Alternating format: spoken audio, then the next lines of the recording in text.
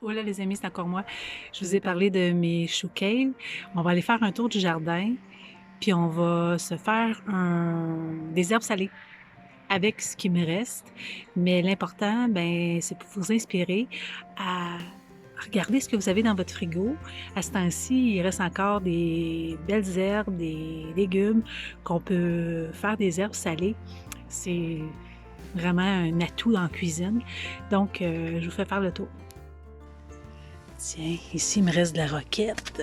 Fait qu'avec un bon couteau, un petit couteau à patate, un panier, on va faire le tour. On va se prendre... je vais tout nettoyer ça comme il faut après. Parce que dans le fond, les herbes salées, ça donne du goût à nos potages, à nos sauces. Fait que on va prendre les herbes dans notre jardin qui peuvent agrémenter. Comme la roquette, c'est assez fort, fait que j'en mettrai pas trop. Ici, j'ai de la mélisse, ça a un petit goût de citron. Fait que ça aussi, je vais en mettre, mais avec parcimonie. C'est bon, un petit goût de citron dans tout. J'ai du persil, il m'en reste pas beaucoup. Mais je vais en mettre. Ce qu'on appelle une persillade. J'en aurais fait. Si je vois qu'il y a du persil en spécial, je vais m'en acheter pour me faire une persillade. Ça, c'est plus avec de l'huile qu'on peut mettre dans nos vinaigrettes. Bon, fait que il y a de la menthe, mais la menthe, je vais peut-être m'en faire toute seule. Je m'excuse, il y en a un qui coupe un arbre. Fait que je vais me prendre du chou kale, des belles petites feuilles. Puis le chou, quand il y a eu froid, comme là, il y a eu des moins 1, il va s'intensifier en sucre. Fait que ça va donner encore plus de goût. Parce que, tu sais, c'est une plante qui résiste au froid. Mais elle a une limite.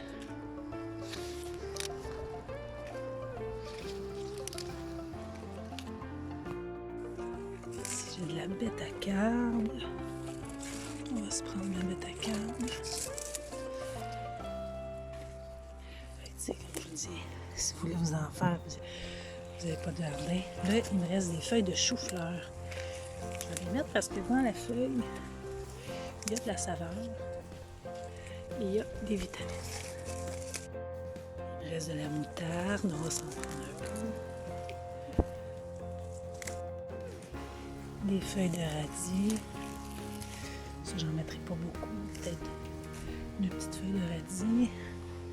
Et là, c'est ça que je veux. Les petites feuilles de poireaux. Parce que mes poireaux, je les ai laissés là, ils étaient trop petits. Mais les feuilles de poireaux sont très savoureuses. Donc, je vais en mettre dans mes herbes. Donc là, j'ai une autre sorte de chou kale. On va prendre ça, quelques feuilles. On a des feuilles de betterave. On va en mettre. Une autre sorte de bêta-carbe. Donc là, je vous amène avec moi dans la serre.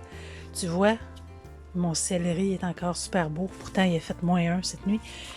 J'ai du fenouil. Je vais prendre quelques feuilles. Ça donne un petit goût de réglisse. Mais tu sais, dans la soupe, là, ça paraîtra pas. Ils vont dire, c'est quoi le petit goût? C'est donc bien bon. Fait que là, je vais me prendre mon feuillage de céleri.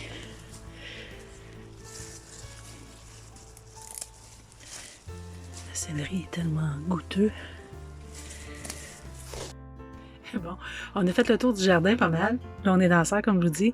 Fait qu'on va aller voir dans la maison. Et j'ai des carottes. On va regarder ce qui me reste. Je vais aller voir. Il y a peut-être un peu de fanion entre des tiges d'ail. Ça me surprendrait. Mais je vais aller quand même voir. Mais on a compris le principe. Ceux qui ont un jardin, allez faire le tour de votre jardin. pour savoir tout ce qui est feuillage, qui pourrait aller, si vous avez du panais, des choses comme ça. Fait qu'on s'en retourne dans la maison. Donc, je suis allée faire le tour, j'ai ramassé mes feuilles de poireaux et j'ai vu du cerfeuil. Ça, c'est piquant un peu. Il était dans mes fraisiers, il pousse avec mes fraisiers. Donc, on se prend un petit peu de cerfeuil. Je vais le montrer. Je l'ai récolté un petit poireau. Je l'ai tout rincé, là. Mais ce que je vais faire, je vais le couper ici, puis je vais aller replanter les racines pour qu'il continue à pousser. Fait que je me mets un plat, puis je vais vraiment tout nettoyer les belles branches de feuilles de céleri. J'en ai beaucoup. Fait que je vais tout laver ça. C'est tout bio. Il n'y a pas de pesticides là-dedans. C'est plein, c'est gorgé de vitamines, de minéraux. Fait que en tout cas, je n'ai pas besoin de vous montrer comment laver les légumes. Là. Fait que je vais tout laver ça, mes feuilles de poireau, ma moutarde. Tu vois, j'avais un chou qui n'était pas mangé, des belles feuilles de bébé, des beaux bébés feuilles de chou. Fait que je vous nettoie ça, puis je vous reviens. Donc là, je vais essorer. Si vous n'avez pas d'essoreuse, ben, des essuie-tout vont faire le travail. Donc, ce qui est important d'avoir, c'est soit un sel de mer pur sans iode ou du sel à marinade sans iode. C'est un peu le même principe que la lactofermentation. C'est le principe des herbes salées. Donc, je vais en avoir besoin au moins d'une tasse. Donc, on va avoir besoin d'un fond, un cul de poule, un pot qu'on a lavé bien comme il faut. Puis moi, je vais utiliser mon couteau de chef. Il y a un coupe-herbe comme ça, tu sais, qu'on prend avec les deux mains puis qu'on coupe. J'ai tendance à trouver que ça écrase les herbes, tandis qu'un bon couteau de chef affilé, là, ça va bien. J'ai pas le goût de faire une bouillie, là, tu sais, avec un robot, là. Moi, j'ai pas ça. De toute façon, un robot, j'ai pas de place pour le serrer. Fait que, un bon couteau de chef, on part. T'sais, pour commencer, on se fait des beaux petits rouleaux, là.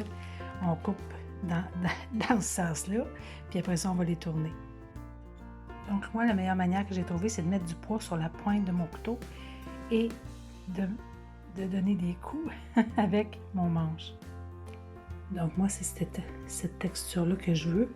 Tu sais, mettons qu'on la met dans la soupe, puis dans les ragoûts, qu'elle va juste faire un petit peu de verdure, un peu comme du persil, genre. Donc là, je prends ça, je mets ça dans mon bol. Là, à chaque couche d'herbe que je vais faire, je vais mettre de la carotte. Fait que je vais la râper avec la petite partie de ma râpe. Puis c'est ça qui donne la couleur aux herbes salées.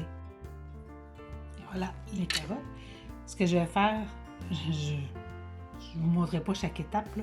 Je vais faire ça des couches comme ça, d'herbes, de carottes, jusqu'en haut. Là, j'avais un poivron qui s'en allait, dans le sens que je l'avais utilisé une partie. Fait que je les ai faites en petites brunoises tout petites. Puis je vais en mettre à chaque étape un peu, parce que moi, personnellement, je trouve que le poivron, s'il y en a trop, mettons, j'en mettrais dans mon ragoût, ça va prendre trop de goût. Fait que les herbes comme la coriandre, la menthe, le basilic, personnellement, je ne le mettrais pas dedans. Parce que le basilic, j'aime plus ça, mettons, dans l'italien. La coriandre, je vais mettre plus ça dans mes plats mexicains, asiatiques, mais pas dans mes plats de tous les jours. Fait que pour mes herbes salées communes là, que je mets mettons, dans ma vinaigrette, dans ces choses-là, ben, j'en mettrai pas. Je vais plutôt en faire à part. Parce que comme je vous disais tantôt, juste un petit morceau de mélisse comme ça, là, qui est citronné, quand je coupe mes légumes, on sent la mélisse. C'est une herbe qui est plus coriace.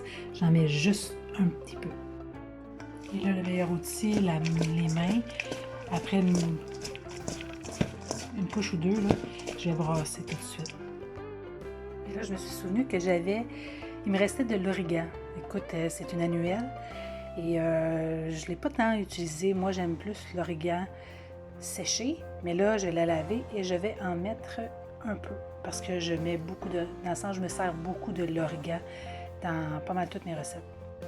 Parce qu'un petit conseil que je voulais vous donner, ne mettez pas des herbes que vous n'aimez pas, dans le sens que vous ne vous servez pas. Moi, personnellement, je n'utilise pas beaucoup le romarin. Je te dis pas que je l'utiliserai jamais, mais pour le moment, je l'ai pas mal jamais utilisé. Donc, mais l'origan, le thym, ces herbes-là, je les utilise.